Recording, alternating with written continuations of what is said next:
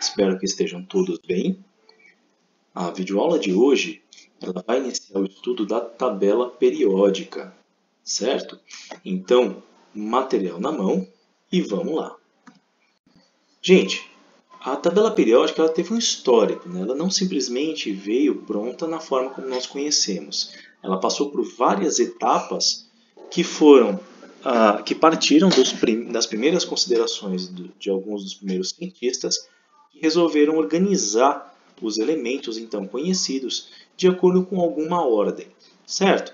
Então vamos lá. Em primeiro lugar, vale a pena falarmos um pouco sobre o Humphrey Davy, né? Esse cientista ele se fez o seguinte questionamento: não seria importante organizar os elementos químicos de acordo com as suas semelhanças nas propriedades químicas?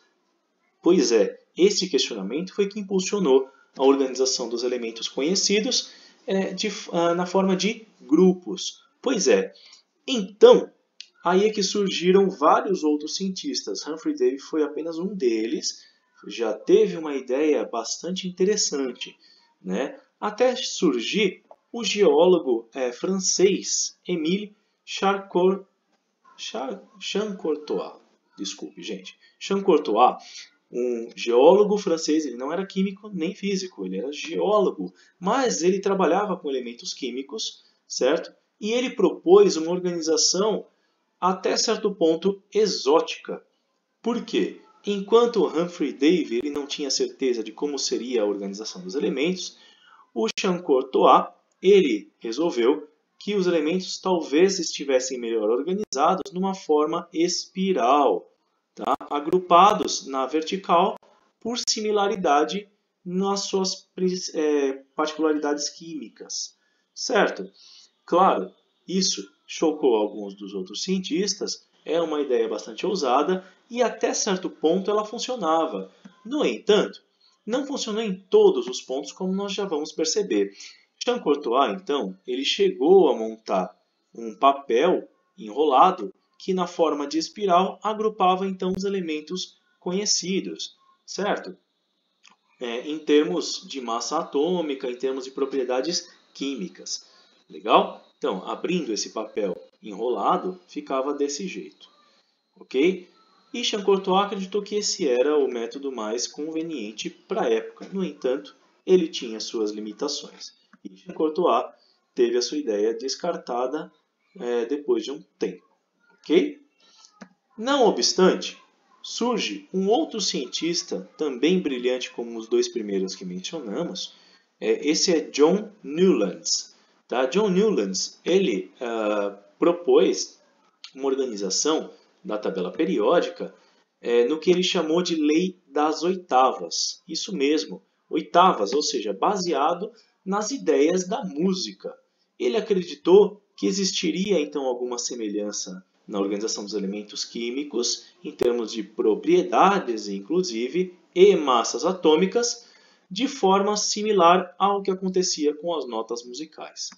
Não precisou de muito para notar que esse modelo também tinha uma organização que só funcionava até um certo ponto e era limitado, certo? Mas também foi uma ideia que sugeriu novas outras ideias e as próximas deram certo naturalmente, né? Antes disso, claro, vale a pena também situar a ideia de Julius Mayer. Julius Mayer ele já fez uma organização um pouco mais completa, baseada no agrupamento de elementos químicos com propriedades químicas semelhantes. E, em termos de massas atômicas, ele até conseguiu perceber a existência de alguns elementos que ainda não tinham sido descobertos. Por isso ele colocou uma interrogação, certo? Ele conseguiu calcular a massa desses elementos, mas não sabia que elementos eram esses. Ou seja, Julius Mayer ele já previu a existência de elementos novos, até então desconhecidos. Ponto para ele. Tá? Seguindo um pouquinho mais na história, eis que surge o grande Dmitry Ivanovich Mendeleev. Dá para ver que ele é japonês, né? É claro que não, ele é russo, siberiano, e ele propôs uma organização dos elementos numa tabela que organizava de uma forma muito mais peculiar e mais adequada os elementos químicos de acordo com similaridades nas propriedades químicas e de suas massas. Essa tabela era muito mais coerente do que as demais que nós vimos, certo? Então, Mendeleev agrupou principalmente preocupado com as similaridades químicas dos elementos, como eles reagiriam, né? Bom, isso baseado no que nós podemos ver agora. Essas similaridades elas partem de algumas propriedades como, por exemplo, temperatura de fusão próximas, certo? No caso do sódio, a temperatura de fusão é de quase 100 graus Celsius, ou seja, o sódio é um metal que se torna líquido a quase 100 graus Celsius, enquanto o potássio, a 63 graus Celsius, já é líquido. Perfeito, beleza? Se a gente considerar também agora a reatividade desses dois metais com água, eles são altamente reativos. É só jogar eles dentro d'água e eles reagem vigorosamente. Alguns até produzem chamas.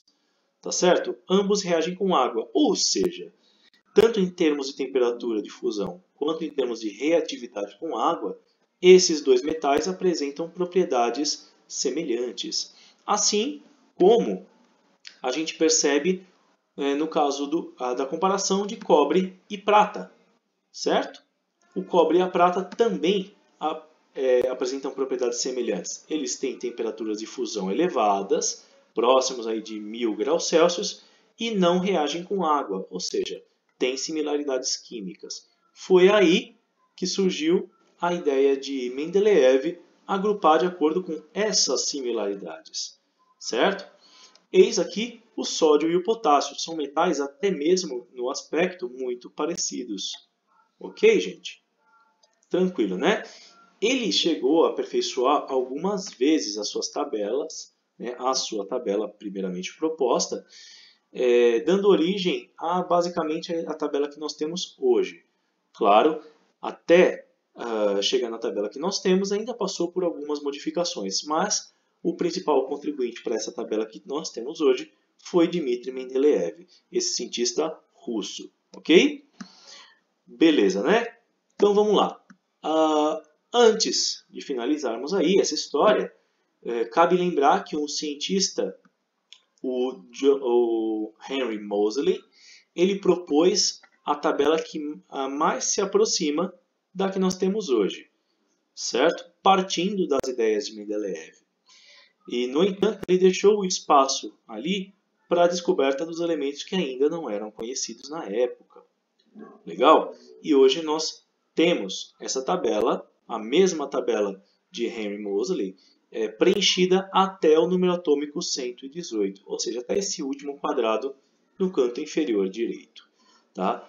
Porém, todo o trabalho de Moseley ele foi de enorme importância, mas ele teve que ser interrompido em 1910, porque ele foi convocado para a guerra, certo? Na Primeira Grande Guerra. Beleza, gente? Atualmente, a tabela periódica ela tem essa cara aqui. Ela é baseada nas ideias de Mendeleev, foi o principal cientista que nos levou a agrupar os elementos com essa forma, mas quem basicamente deu essa forma foi Henry Moseley, antes de ir para a guerra, claro. Beleza, gente? E essa tabela que nós conhecemos. Lembrando que esse espaço roxo é onde estão todos esses elementos, essa fileira inteira, tá? Que nós chamamos de lantanídeos. Enquanto que essa faixa verde é dos elementos chamados actinídeos. Todos eles estão aqui dentro. Ok? Essa é a nossa tabela que nós temos hoje. Então, essa videoaula é mais curtinha. Na próxima aula nós vamos estender um pouquinho mais a discussão sobre tabela periódica e vamos falar sobre as propriedades periódicas que levaram a essa organização da nossa tabela de acordo com o que nós vemos hoje. Legal? Então, até a próxima videoaula. Pratiquem resolvendo os exercícios que nós deixamos aí. Qualquer dúvida tiramos no Zoom ou no e-mail. E que a força esteja com vocês. Valeu, pessoal. Abração.